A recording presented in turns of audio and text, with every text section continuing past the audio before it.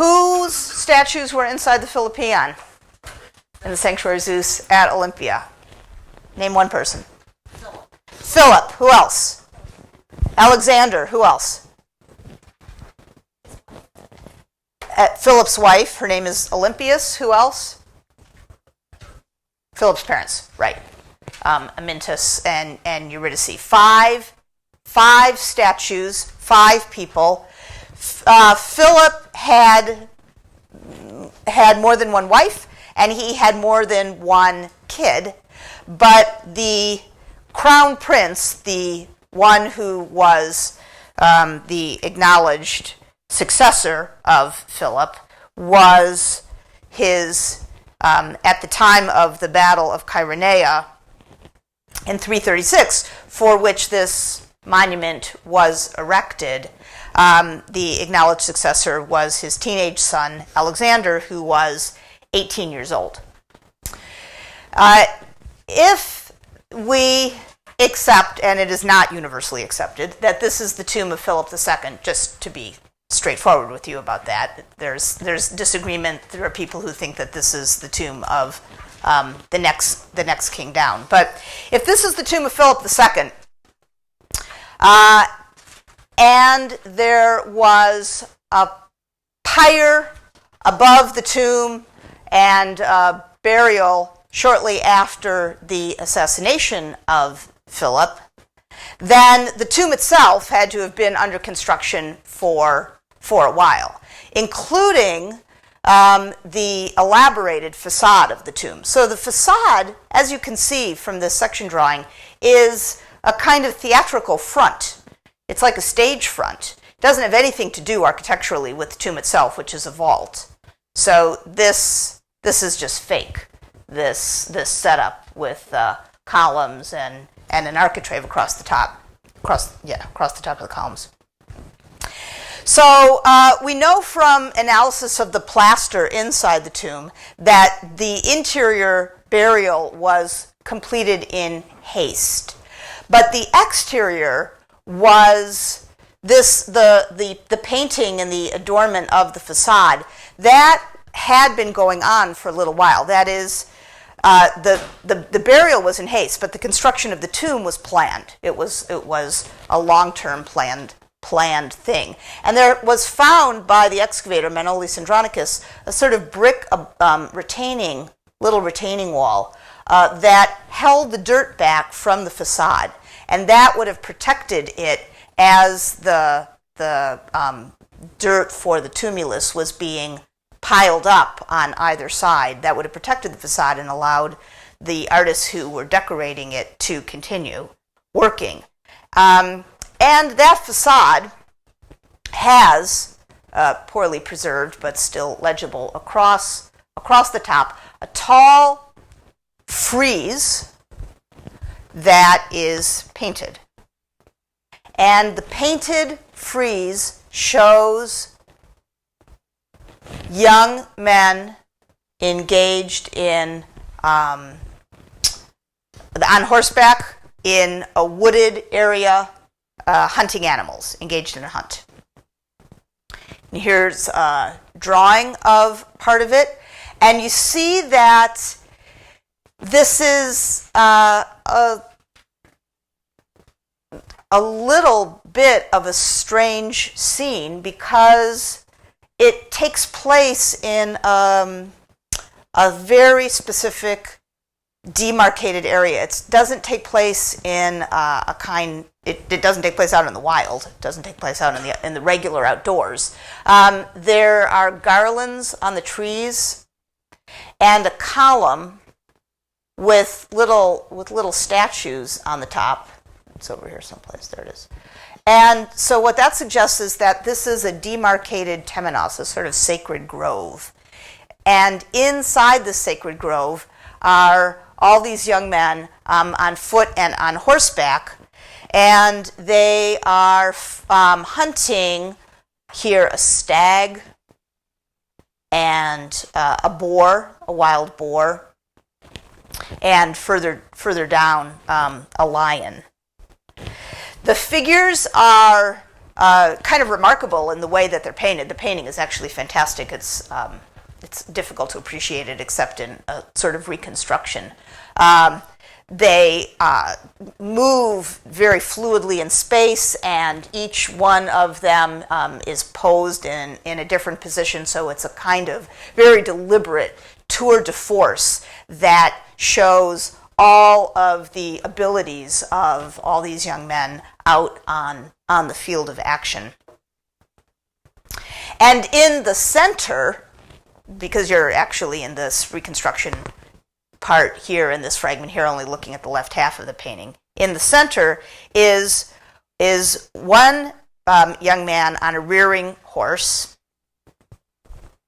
and this young man, is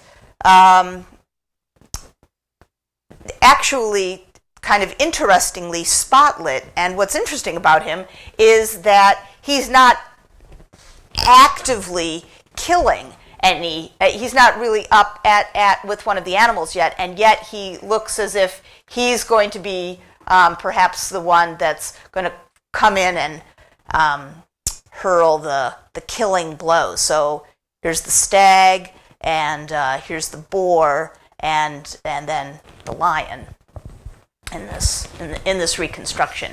And this young man rearing up in the center is very likely the young Alexander. Alexander was famous in his teenage years for his prowess on horseback. There's a great story told about him. A very, very beautiful, very large horse was given as a gift to Philip by the Thessalians, the people who lived in the Great Plains of central Greece. Thessaly is the region of Greece from whence came the hero Achilles. Thessaly is his home. And the Thessalians gave to Philip a horse whose name was Bucephalus, which means ox head, because he had very specific markings, and nobody could tame this horse. And the young Alexander, just 15 years old or so, bet his father that he would be able to tame the horse, and he went out into the pasture with the horse and turned him so that Bucephalus was facing directly into the sun and could not see his shadow, and so could not be skittish and scared of his own shadow. And then Alexander spent some time calming him down, and then mounted him and rode away, and thereafter that was his horse, whom he rode on for the rest of his conquests. So he was prized as a very, very accomplished horseman. And you see that this another feature of the scene in this hunt that you see, which is kind of stage managed, is, and this is really weird, are the trees. Trees are really strange. They look like they've been, a lot of them have been hit by fire or by a lightning strike. They're these stumps with their branches coming out, but no leaves. So they mark either side. They demarcate Alexander in his pose here in the center of the hunt scene. Oh, whoops.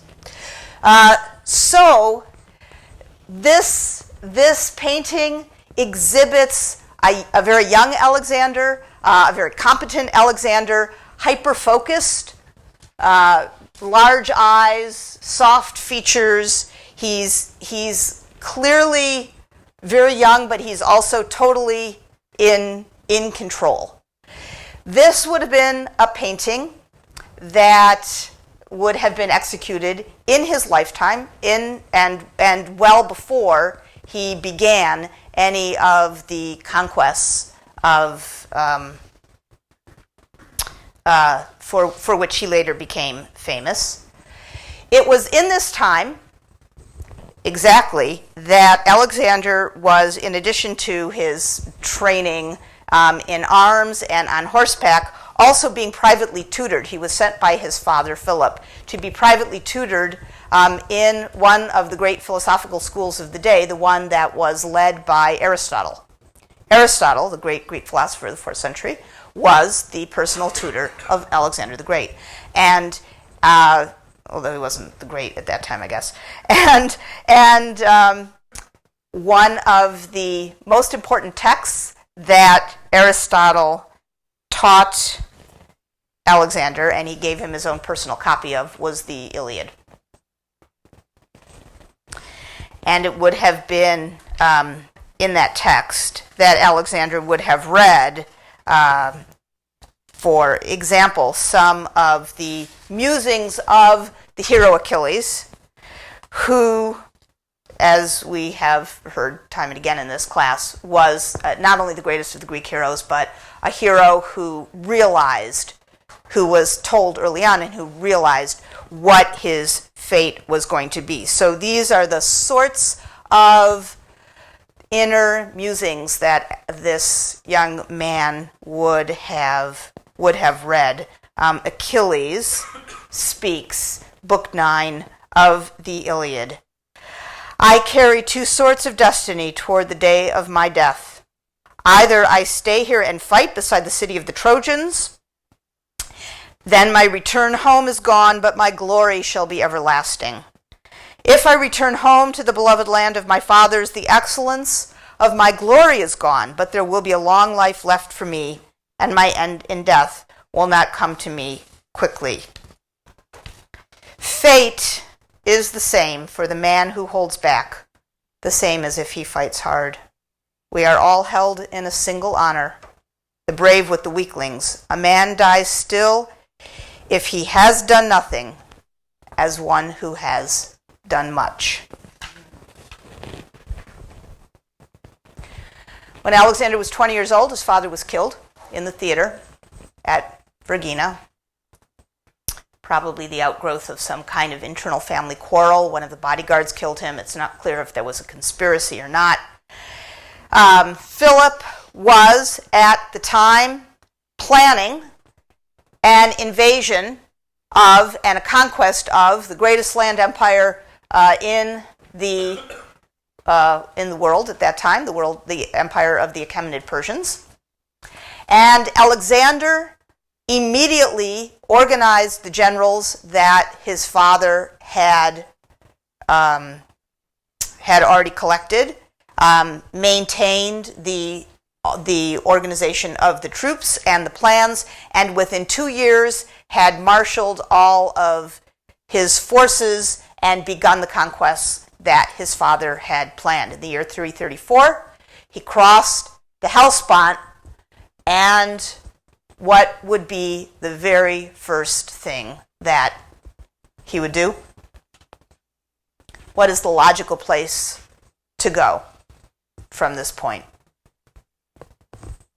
for somebody trained and brought up as he had been? To Troy. He immediately crosses and travels to the ancient city of Troy, where he goes to the Temple of Athena, in which temple he finds hanging the armor of the hero Achilles. Oh, boy. Which he puts on and found to be a perfect fit, according to his official biographer, Arrian. And from Troy, he traveled to, it shows up in here. He traveled to the Granicus River in the plains near Troy, where he then immediately organized his men and encountered the combined forces of Darius III, the Achaemenid ruler, whom he defeated. And with that defeat, the first of three major battles, Alexander's conquest of the Achaemenid Empire fully began. From the Hellespont and Troy and the Granicus, after traveling down the coast of Asia Minor and the southern coast of Lycia, he made a detour up to the site of Gordium. The site of Gordium had an important object that Alexander needed to encounter, and that was a huge knot that prophecy said could only be undone by the man who would eventually conquer Asia. And nobody had ever been able to loosen or undo the knot. And Alexander travels to Gordium. You're looking here at the Midas Mound, the tumulus that is known as the burial chamber of King Midas, the legendary king of Gordium, he whose touch turned things to gold, according to Herodotus. And at the site of Gordium, Alexander took out his sword and sliced the knot in half. That was just not something that anybody had thought of up until then, as a way to cut the knot. And then he moved on. Back down to the site of Issus, where he again, the forces of Darius had reformed, regrouped. Alexander, in another enormous battle, defeated the Achaemenids at the Pegasus River at Issus. And then he traveled down the coast of the Levantine coast. Most of the cities, the Phoenician cities that were along the Levantine coast, opened their gates to him. So the cities of Byblos and Abydos and Beirut and Sidon. But the city of Tyre, who you're looking at here in an aerial view, that city, refused. They were just not willing to let him march straight in. And they felt that they would be safe and able to hold out against him because actually the city of Tyre was this island. This was an island. This right here. And this was water. So Alexander, who was here on this side, spent 4 months building a mole to connect the land to the island. And the Tyrians here on their island kept burning parts of the mole, but Alexander's men, had a big advantage over the people on the island since they could keep getting more supplies from the hinterland, and they were not completely cut off. And eventually, after 4 months, Alexander's forces completed the mole and captured the city and moved on. In the course of traveling down the Levantine coast, Alexander encountered local rulers, and where they did not exactly meet with his approval, he would replace them with others who did.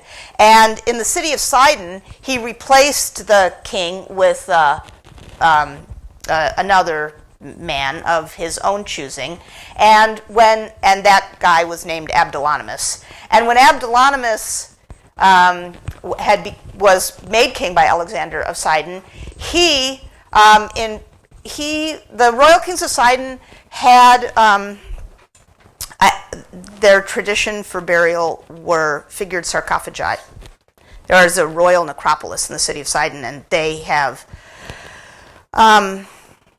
every king had been buried in an elaborate and fancy sarcophagus, and so Abdolonymus had a sarcophagus made depicting him in exploits with Alexander. So this sarcophagus, which you can see now if you go to Istanbul, it's in the National Archaeological Museum in Istanbul, because it was discovered in Sidon when the Ottoman Turks were in charge of all of this area. So they took it with them to Istanbul.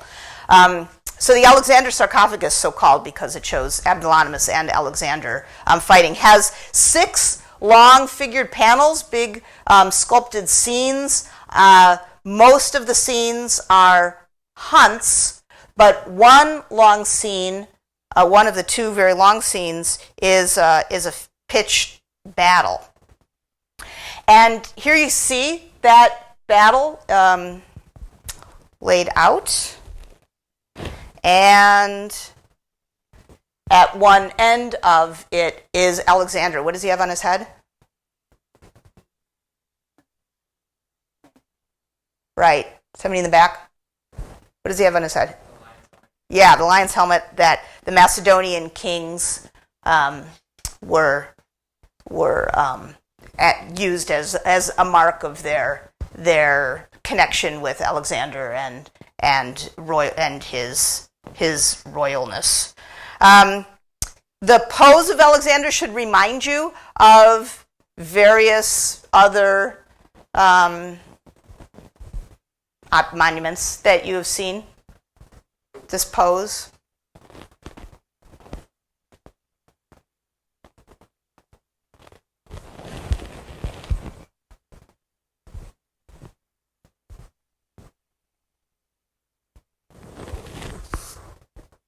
The priest on the Parthenon, where that's showing panic procession when all the horses are rearing. Yeah, that guy on the west frieze of the Parthenon, right? Absolutely. It's another one. Right. What's going on in the Dexaleus stele?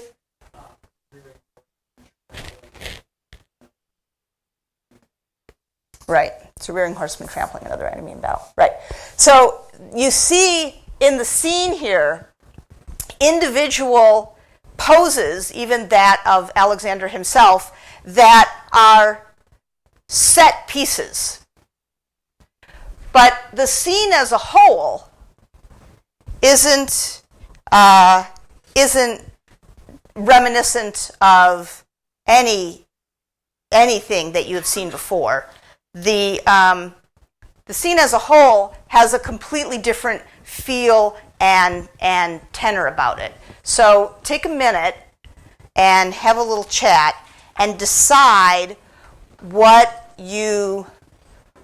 this makes you think about. And you might want to take out those quotes and think about some of the ideas in them.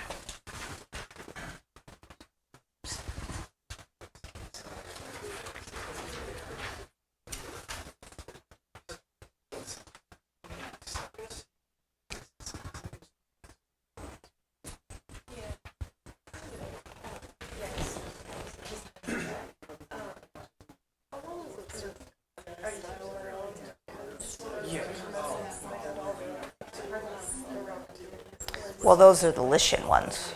Lycian sarcophagi keep on going. Well, sarcophagi keep on going all through the Roman period. But I mean, like, it seems like the lids are really the same. Oh. I mean, that one's a lot more elaborate, obviously, but it's that, like, side and then. But it's not like it's something that, starts and then stops. There are all these different sarcophagi styles, and yeah. So, I mean, you see fancy sarcophagi like this from 2nd century AD, but you can also see ones that have a flat roof or have a rounded roof, or it's just whatever people wanted.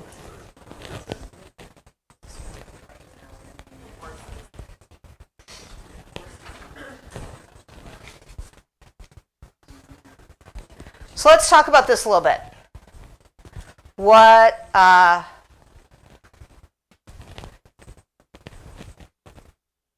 do you think about this composition?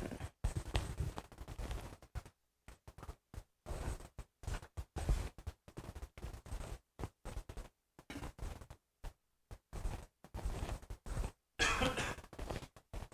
reminded us of this. Because? Because on the Oh, the Temple of Zeus at Olympia? The West Pediment of the Temple of Zeus at Olympia? yeah, because it shows like very Greek.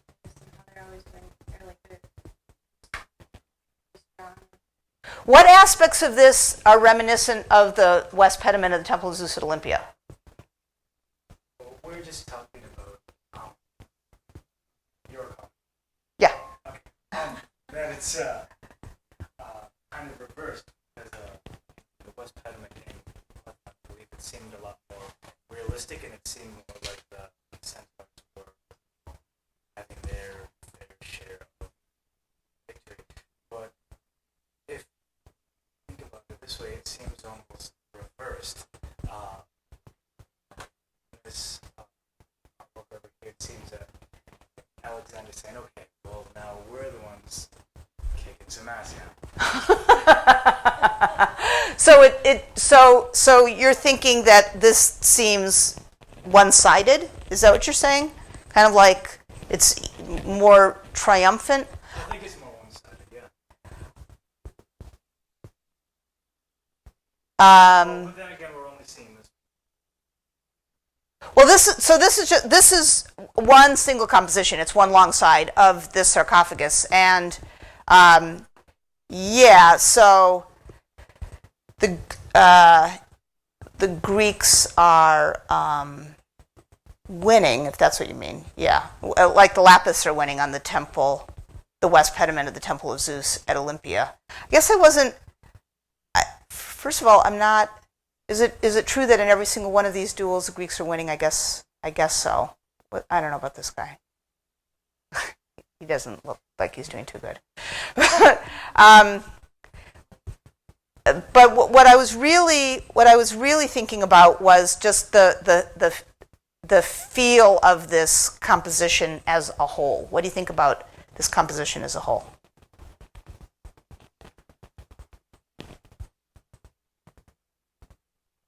What do you think? It's extremely chaotic. It is extremely chaotic. There's like no sense or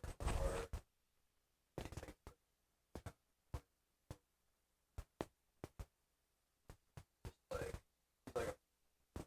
It seems like a free-for-all. It's very chaotic.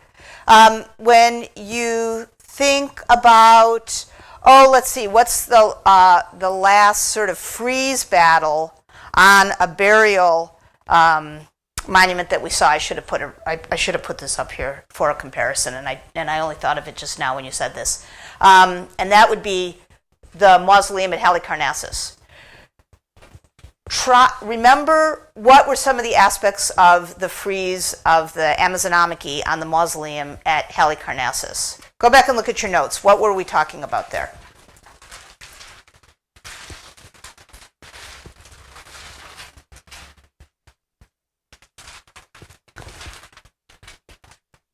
That is a monument that was constructed maybe 20, 25 years before this was built. That was a monument that was one of the wonders. It was famous, it was huge, and it's completely not impossible, since it's in the same part of the world, that the sculptors who would have been working on this would have seen that. That is a very interesting comparison. Now I'm really sorry that I didn't put it up here, because I just thought of this now with you guys talking. Why is that? How is this so different than that?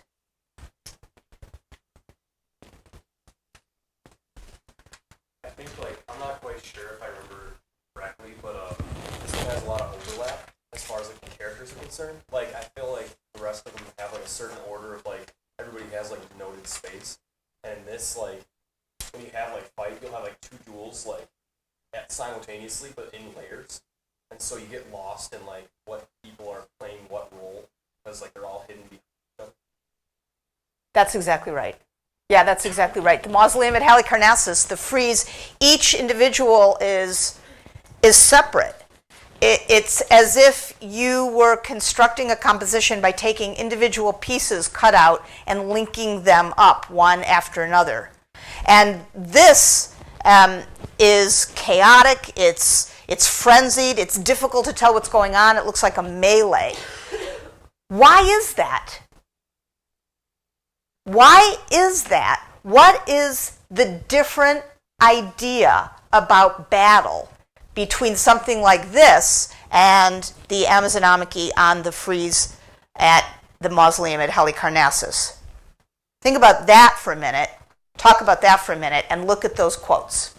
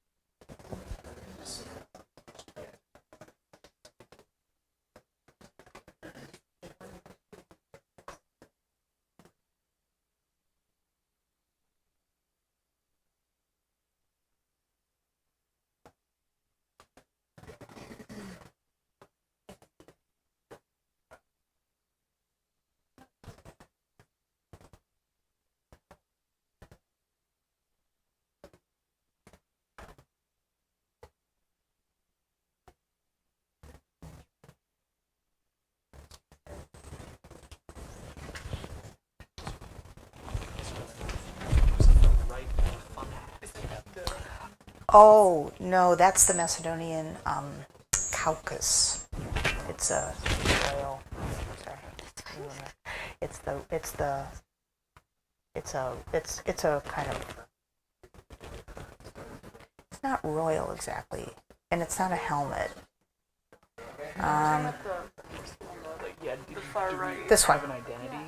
Oh, does he even, no, he's a Macedonian. Oh, he's just there. Yeah. Right, because you see he makes a very nice pendant. Bookends, so we thought it Oh, Abdolonymus? No. Because Abdolonymus is not in this battle. Abdolonymus is on the other side in the hunt. Because this is a battle of Alexander's. And Abdolonymus didn't fight. He wasn't a Macedonian soldier. Yeah, I mean, he didn't, right. He. The Persians were totally fighting the Battle of Troy. No, so, but actually this is an interesting point, of course. This is not a mythical battle. All right, so what do you guys think?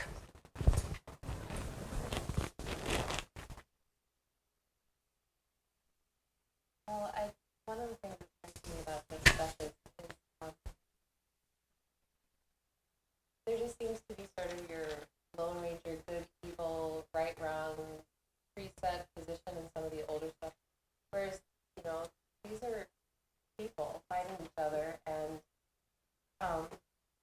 there's such, I just get a sense of rage and upset and dominance and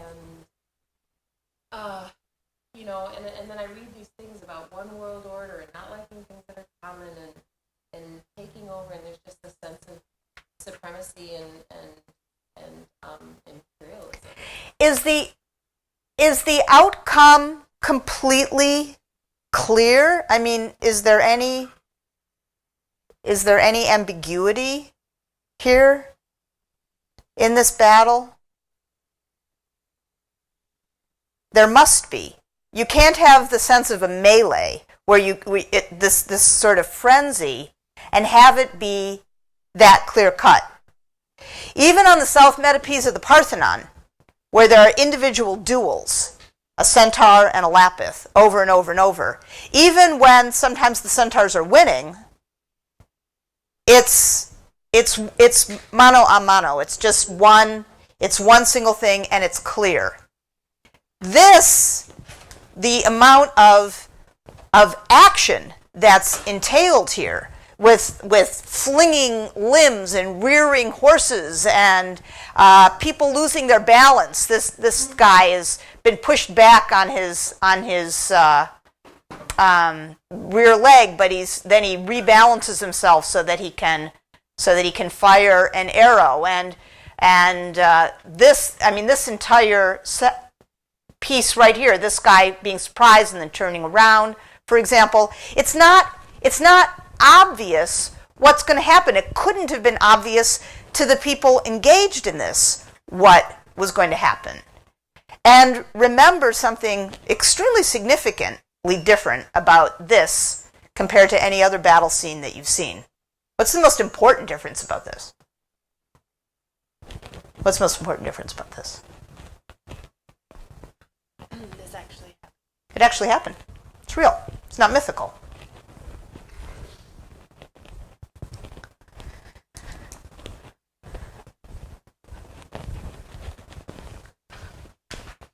What is the point of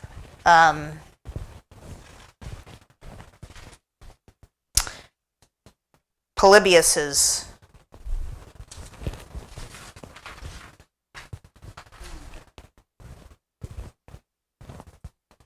quote? The quote from Polybius. He's the first one on the top of the page.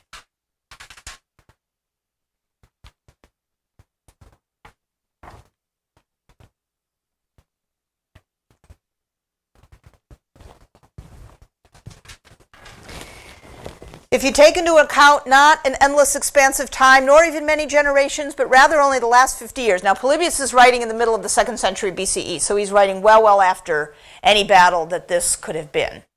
All right. You should be able to understand the harshness of fortune. For do you think that the Persians, or the king of the Persians, or the Macedonians, or the king of the Macedonians, even if one of the gods had prophesied the future for them, would ever have believed that the very name of the Persians would have vanished utterly, they, who were masters of the whole world, and that the Macedonians, whose name was scarcely known earlier, would now rule over all? But since this is the case, it seems to me now that Tyche, she is the Greek goddess of fortune, who makes no treaties with this human life of ours, who devises all sorts of new twists to confound our calculations, and who shows her power in settling on the Macedonians the prosperity that had once belonged to the Persians, that she has merely lent them these blessings until such time as she decides to do something else with them. What's the moral of that story? Pretty much everything is fake. You can't hold on to power. You just get it. Power is lent to you by the hand of fortune, which is fickle. It's not up to you. So fate is capricious. Life brings the unexpected, good as well as bad. In the 6th century BCE, valor alone was enough. Excellence, arete, which brought you fame, kleos. Now, excellence alone is not enough. You need luck. You need luck in the guise that the Greeks understood all great aspects of life, which was to personify them and deify them. So fortune was personified in the guise of a goddess, Tyche. And it was she who brought good and she who brought ill. And the confusion of the scene here is evocative of a view that things can get away from you. Things can be too much. An event is not necessarily in one person's control. Although the one person in this scene who seems to be calmly in control without too much of, without being in any sort of danger himself is Alexander on this scene. Riding in on Bucephalus, one supposes, on his horse, without anybody coming in from behind him. All the rest of these guys, pretty much, except for this guy in this end, could be in trouble from another direction. But Alexander alone seems to be very dominant in the same guise as the figure of Dexeleus on his stele. What this shows, this is really interesting. What this shows you is this. what the Greek sculptors had, what the person who was in charge of devising this composition had were parts. He had set pieces, like the set piece of the rider, the warrior, the soldier on a rearing horse, triumphant and strong with his cape in the background, raising his hand for a spear. So this is a familiar piece. It's like taking a bunch of individual formulas, but then the way that the formulas have been put together is very different. So you might be able to find parallels for the individual items. These were the sculptors' stock in trade, but then they put them together in a way that evoked a very different feeling and told a very different story. And of course, the figure of Alexander here is so reminiscent of the figure of him from the frieze on the Temple of Philip that one would be tempted to think that he had rules about how he was portrayed. And in fact, that would be true. He did. He had an official painter. He had an official sculptor. If he lived today, he would have definitely had an official photographer. And he was in charge of his image.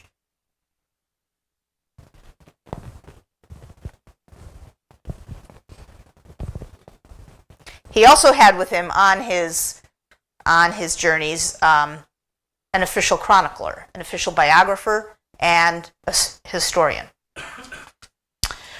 So here's a detail from the middle part of the Alexander sarcophagus to give you a sense of, again, in even more close-up sense of just how chaotic the scene is with the number of receding planes, and here we even have, down here at the bottom, in the background here, a figure that's already dead. Just the intensity of the scene is very, very dramatic here. If you compare this with the Mausoleum at Halicarnassus, that looks really empty. The composition of that looks very empty. But, I always think, isn't part of this the artist's technical aspect, too, that they've learned? And that they've said, okay, now we can show this. Now I can do 5D on a relief. And well, they could have done well once you've seen the Parthenon Pediments or the Parthenon frieze, you've got to imagine that they've been yeah, and that's 100 years earlier than this. On the Parthenon frieze, there are places where there are 6 overlapping planes in the space of 3 inches. So you have to figure that all of this was possible. And if you think about the ability of painters at this period, so the Hunt frieze on the top of the tomb at Vergina with figures moving in space in every direction, sculptors and painters were as adept as they could possibly be. They had everything in their toolkit except for single point perspective. Other than that, they had everything else. That took, a couple thousand years or so, another 1,000. All right. Alexander conquers just simply, largely by marching through it, with the exception of Tyre, the Levantine coast, and he makes it down to Egypt, where he is, like everybody who has ever gone to Egypt, really impressed. Alexander is very, very impressed and humbled and anxious to be accepted. The truth is, Alexander fought very few battles. So far, we've seen him fight only 2, at Granicus and Issus. He besieges Tyre, just because they're foolish enough to give him an argument. All the rest so far of his journey has been essentially a march. He and his men keep on going. City after city says, okay. And when he enters Egypt, he is not interested in fighting any battles. He's interested in taking becoming essentially the next pharaoh by force of persuasion. So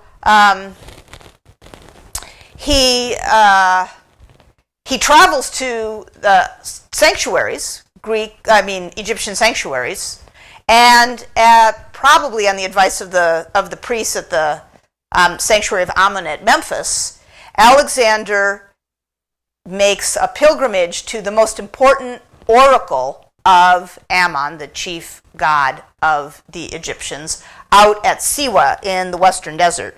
This would have been a march of over a week. It's 250 kilometers into the western desert. He took a month out of his travels to do this. And the oasis, when you finally get to it, is sort of incredible. It's over 100 kilometers long, just rising up in the middle of the western desert. And there was a very, very old chapel and oracle of the god Ammon there. And Alexander arrived and requested a private meeting with the god in his chamber, and the priests allowed him to go in alone. And Alexander's official biographer reports that Alexander heard all he wanted to hear and his heart was gladdened, which later authors assumed and wrote meant that the god had recognized Alexander as his son. And that was very handy because the Egyptians could not acknowledge the royalty of somebody who was not directly related to the god Ammon.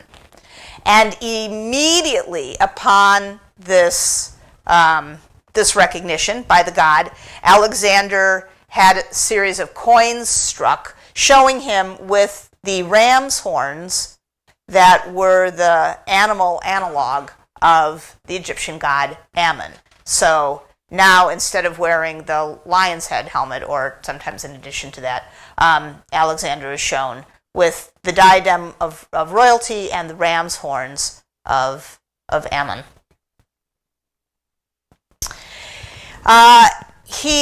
Alexander did three things in Egypt. One was visit Siwa and meet Dad, and Dad number two. The second was found a new city at the delta of the outgrowth of the Nile into the Mediterranean, which he named after himself, Alexandria. We'll be talking more about Alexandria next time.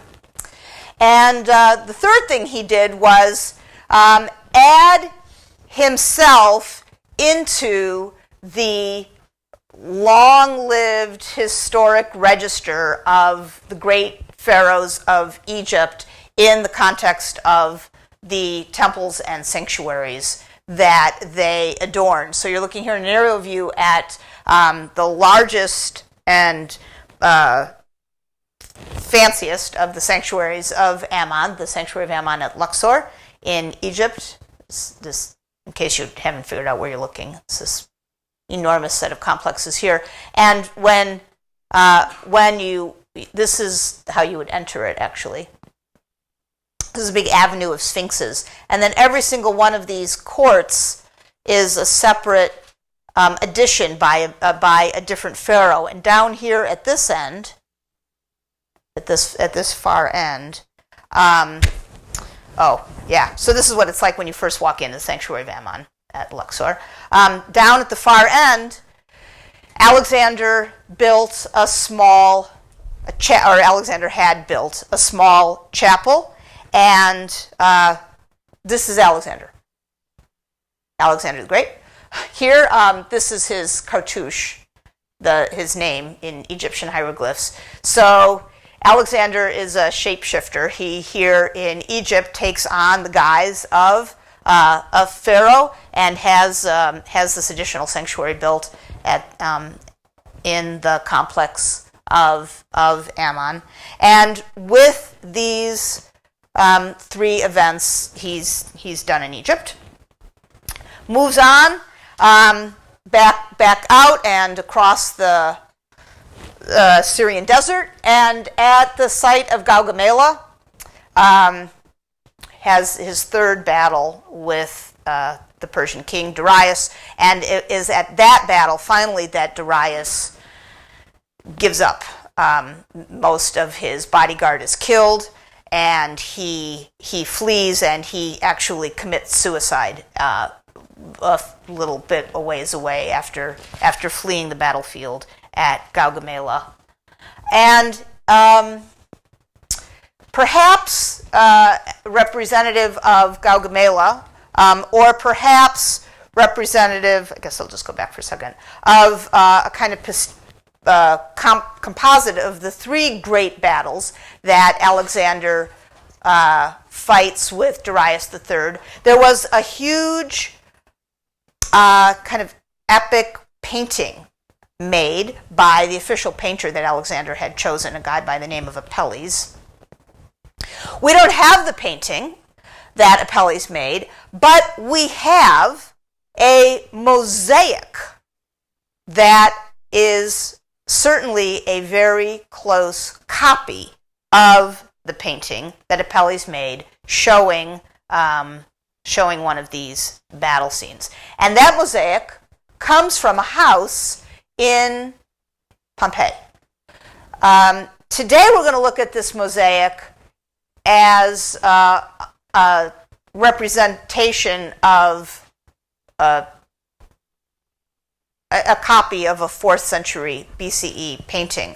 Towards the end of this class, we'll look at it again as a decoration in a house at Pompeii, and what that means for sort of Roman reception of some of these great things, but these great pieces of art. But so right now, we're in this house, the House of the Fun of Pompeii, and in a room off of the main courtyard is this great mosaic. It's called the Alexander Mosaic, and it is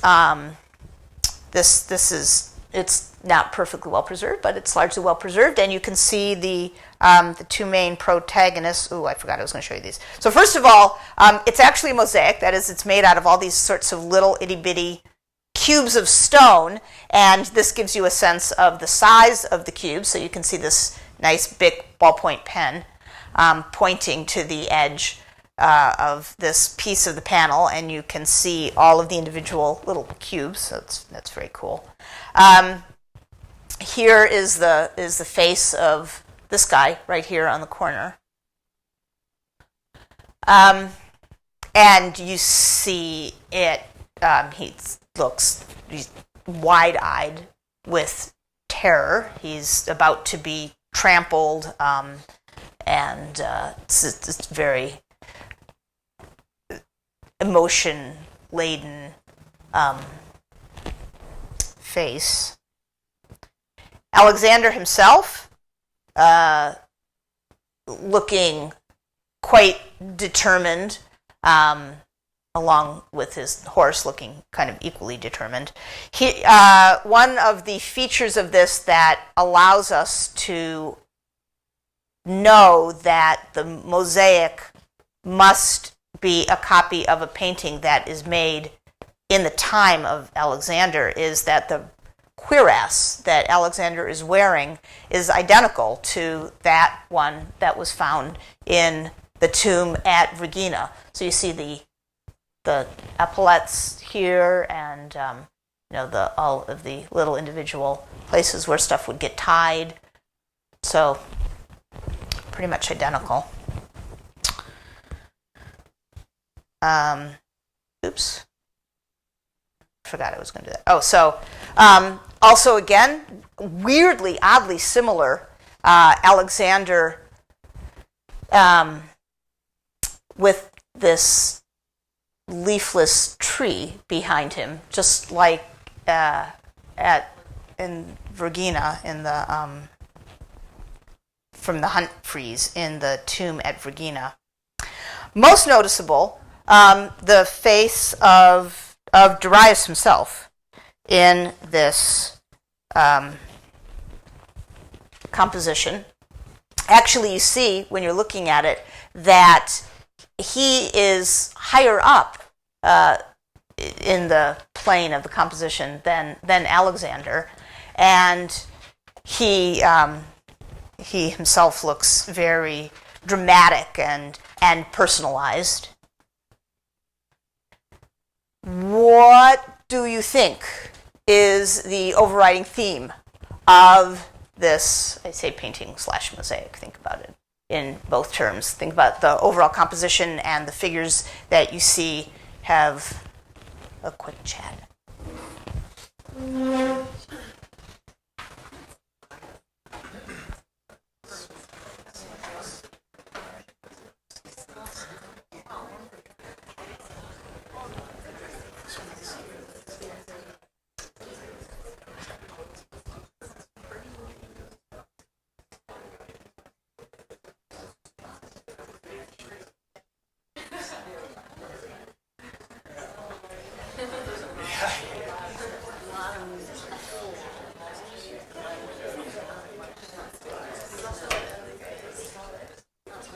Yeah, that's right. Is he?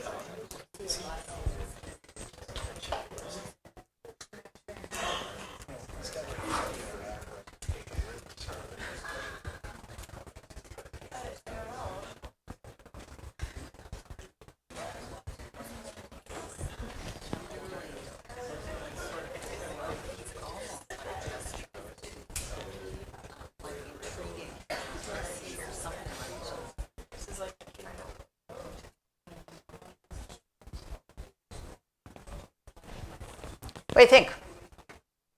Alexander looks like he's almost like more like confident, and it's almost like he knows he's gonna win. Or like Darius almost looks like he's like startled, scared.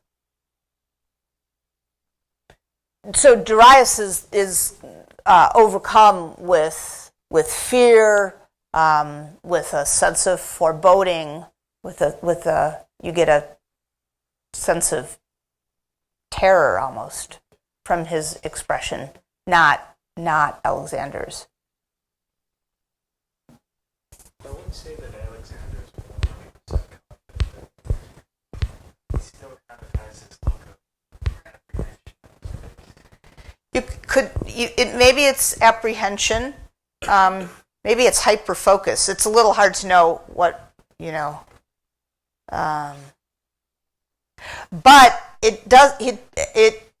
It's not necessarily like in the Alexander Sarcophagus, completely a foregone conclusion. The battle is well under. It's the sort of thick of the battle. It's the climactic moment. Well, Darius is like above Alexander, but this could mean that he was the king of a huge empire. Now Alexander, who's from a smaller place, is starting to take over. He looks absolutely terrified. Who looks absolutely terrified? Darius. Darius does. Yeah, because someone lower than he is starting to take. Yeah, it may be less political, and at this point, it's highly personal. Like, it's not his empire that's about to be taken over, it's him.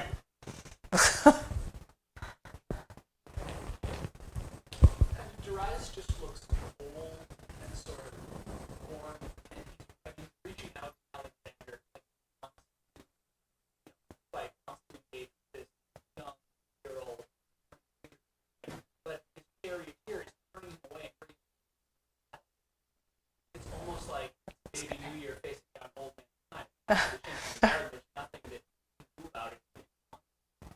It really does. It does have the hand of fate is turning moment. Darius. What's most remarkable emotionally about this is that there's this melee of a scene, but then spotlit are these two. There are two faces, their heads upwards, and they are looking straight at one another. So there's this intense eye contact between them. And there's all this action going on, which is like almost turned into background noise.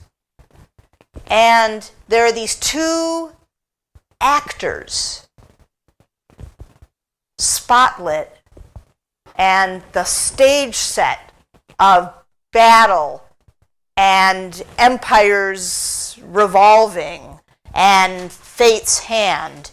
All that machinery is working. But it's not the machinery that's the point. In the Alexander sarcophagus, the machinery is kind of the point. It's this great event. And the event dominates the entire frame. But here what dominates the frame are these two individual actors. The young come from a small place. It's a little hard to analogize David and with the Alexander with David of David and Goliath, but certainly in terms of political setup, that it's more like that. So these two actors, the young man and actually Darius III wasn't really such an old guy, but he looks a little older than Alexander here, maybe because of the beard. And they are two human individuals at this point, with these larger than life events taking place all around them. What, in addition to the Polybius fragment, what would be another one of the excerpts on your sheet that you might be able to hook up with this mosaic?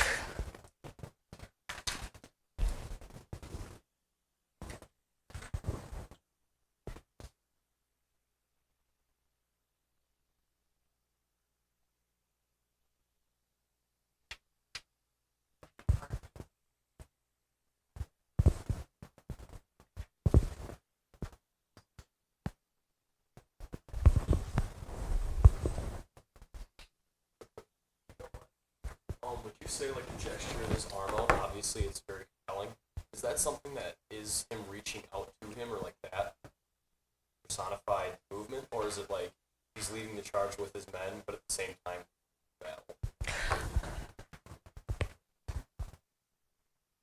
I don't think it makes a lot of sense to interpret his gesture as to his men. His men aren't looking at him, and they're well below him, and nobody is really kind of looking up. So he's not. They're not. They're probably not advancing. Well, I don't know. It doesn't. Interpret that as like the initial clash of the first part of the battle. Uh-huh. Because, like, for example, all their spears are still going in this direction. Yeah, they're still like in formation. At least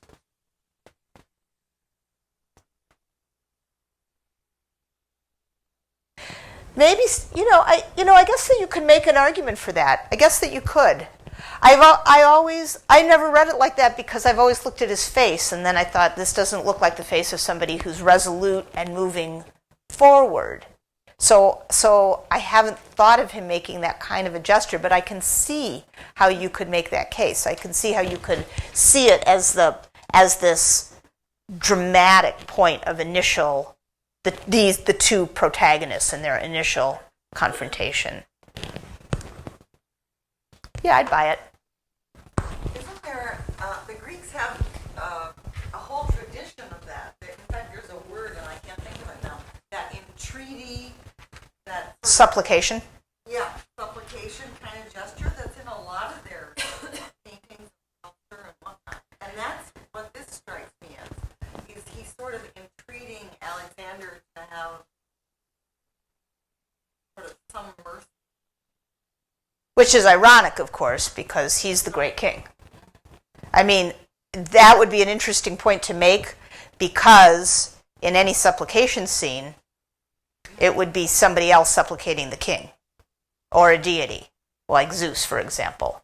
So if the artist, if Apelles had this in mind, that would be a very poignant reversal of the entreaty gesture coming from the king.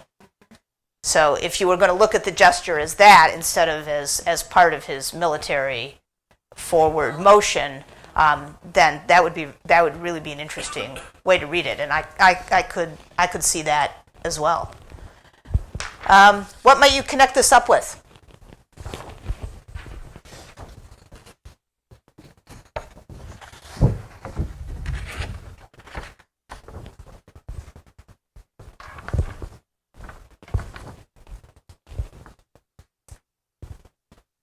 You.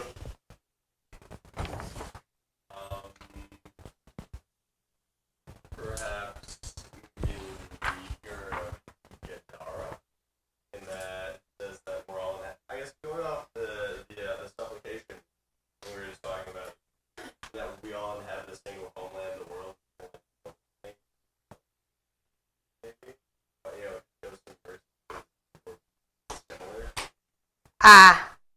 But Meleager of Gadara here is talking about different places and how people might be from different places, but they are the same.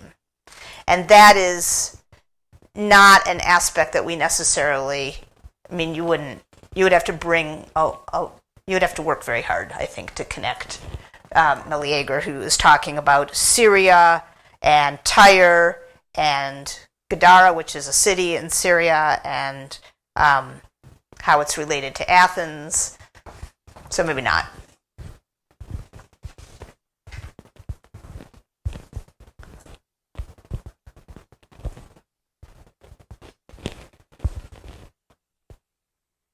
Yeah.